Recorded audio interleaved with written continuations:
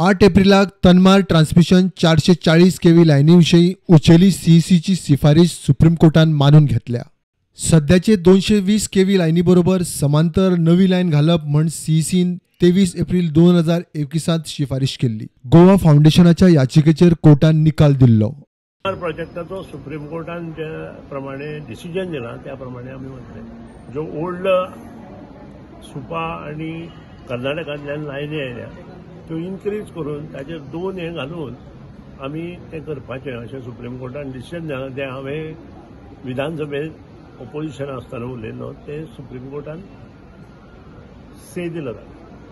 JRC regulatory बोर्डाच्या शिफारशी प्रमाण खंय दरवाड केल्या।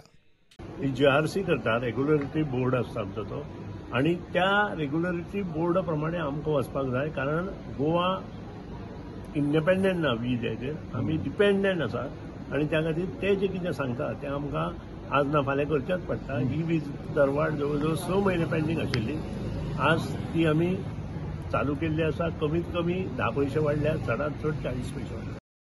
अंडरग्राउंड केबलिंग, नवे ट्रान्सफॉर्मर आणि सबस्टेशनांक प्राधान्य।